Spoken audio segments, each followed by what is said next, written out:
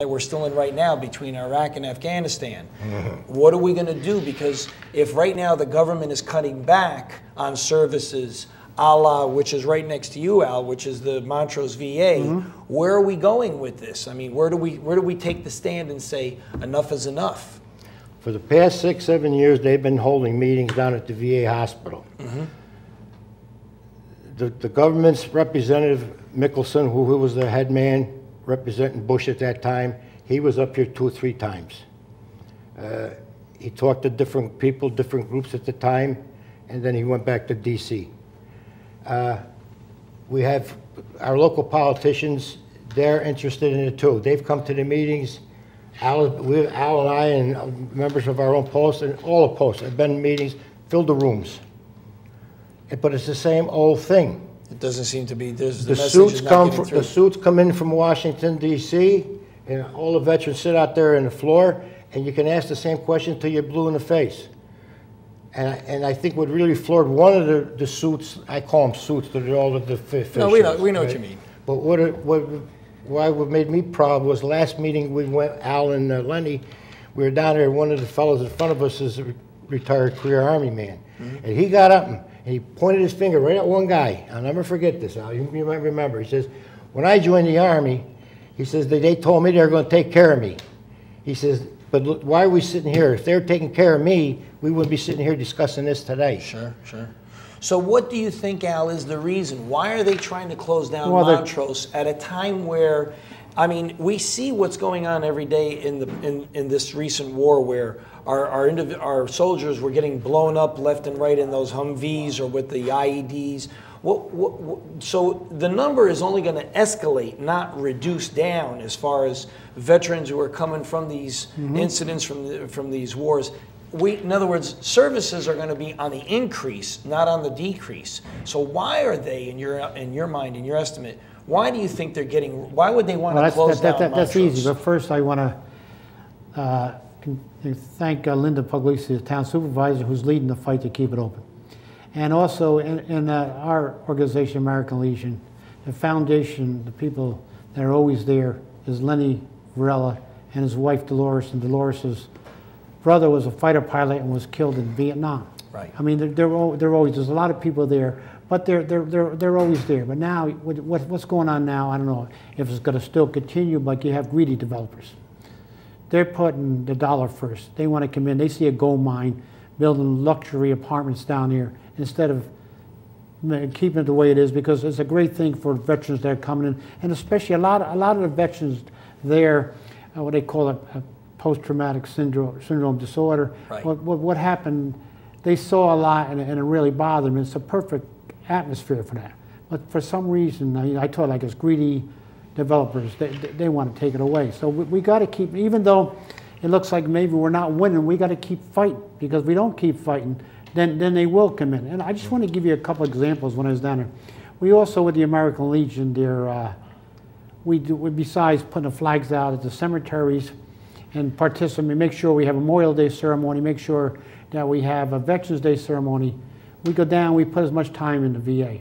Right. I was down there one day about a year ago visiting a friend of mine, he's gone now. And this one guy was in a wheelchair, he could hardly move, and he kept pointing his finger at me. And I couldn't figure out what he was trying to say, and he was trying to salute. He loved our country so much, he saw my flag, and he tried to get up to salute. He couldn't do it. Then we were down at Christmas time, and I was talking to this guy, and they'll tell you down there, all they want is somebody, the patient, someone to go over and talk to him. This one guy was sitting there. He was born in 1950. He came from an army family. He went into service when he was 18. He got wounded right away in Vietnam. He had head injuries. He's been in a VA hospital ever since, and he'll be there for the rest of his life. Right. But he does have his family that support him when they come. But if you talk to him with all he went through, no one would ever change his mind that this is the greatest country in the world. Sure. So that's why we have to keep that place open for people that come back like that. And we're going to do everything we can, and we hope that our elected officials support us. So tell the viewers right now, for many of them who really aren't paying attention, what exactly is going on at the Montrose VA as far as, is it, who wants to get rid of the property? In other words, is it the government right now, the federal government? Well, it comes out of Albany. It comes out of Washington. It's all a political thing, because No, what I mean is... No, I've went to West, I've made all the meetings except one. Right. And I stated at one meeting, I says, the potential for keeping this place going is great, because first of all, you're gonna bring in 2,000 people. Right. Right? Now, maybe one of the setbacks is that they're looking at that I never thought about was the fact that they gotta bring in personnel qualified to take care of the upstructure of the organization. In other words, you're going to have nurses, technicians, of course, specialists, doctors, more doctors, which is good. Because I'm sure our colleges in the United States are producing these people, and it gives them insight. And as far as the location goes, of course, we do have Castle Point. Somebody down in Washington has this idea that they want to build up Castle Point and take away from... Right. For years, the rumor in our area has always been they were going to get rid of Montrose. They are putting money in up there, right? And what they're doing is they're going to move it to Castle Point. And I've said, I says, look at the location of our hospital here in Montrose. You're going to extend the train station down there now. We got Croton Harmon. We're not far from the airport in Westchester. We're not far from Newburgh. Got the river right down here. We got a prime location. It was built there in the well, what, late 40s, early 50s? 1947. 1947 when they built it. Right. And it was good for it was good for the veteran. So in your estimate, both of your estimates, it's right now is not the time to start closing a facility like this. Build it up. It's got to be built up, if anything. They got 24-something existing buildings down there. Right. One of the clauses, one of the complaints was, well, they got asbestos. Well, there's ways of handling that thing, but you ain't got to knock down 20-something buildings and then rebuild again. Like I said, we have to do everything we can to make sure when our guys come home, or the girls that now come home, that they get the best treatment possible. Like in our village, I wear a few hats. We pass a resolution following the town of Cortland to keep the VA hospital, and we send it to Washington. Right. Like that. We have a liaison officer, Russ Harrison. He's a World War II veteran, and he goes to everything, you know, because you so can't. So in other words, right now, the federal government or state, whichever one is overseeing that, they literally want to knock down all those buildings and sell it to a potential... What they would like to do, they would like to take the whole place over. They're saying only partial. Because, you know, the price of like high rises of down there would probably go for millions of dollars. And that's all they see. No one is thinking about those guys coming home. When I was a kid growing up, you got to remember, we just had just the American Legion. We had the VFW.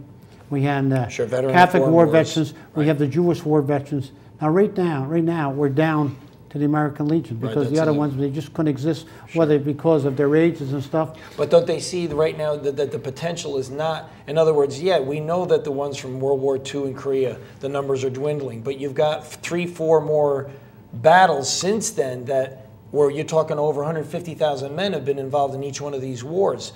They're going to need more and more service and support, not less. They're coming home every day because they're seeing things over there that no one should have to see. Right. And the thing is, we got to keep them. We got to do everything we can for these guys. And also, you got to remember, there's guys there from Korea and Vietnam, and their families have access to see them. If they send them to places, they got places up in Buffalo or something. How's anybody ever going to see them again? So who do we complain to right now? Give us the names of people. Your local officials. Start at the local level. State level. State. Federal level. So assembly people, state senators, congressmen, whatever the case may be. We have to go to Congressman John Hall. Write letters. And also, and this I'd like to add to the fact that we have the nursing home, New York State Veterans Nursing Home, right adjacent to the property down there. When you go in, you go to the left. That's the nursing home. Right. Right? Now, if we need hospitalization and health care for the veteran coming back now, that nursing home is subsidizing the veteran that has, when they get old, they have nothing. Right. A lot of them have no families, have nothing. This is their savior. This is what they have to have. Sure. Now, that goes to show you what's going to happen, like Al says, they're coming back now. And we're only seeing the tip of the iceberg as far as what's coming back. Sure.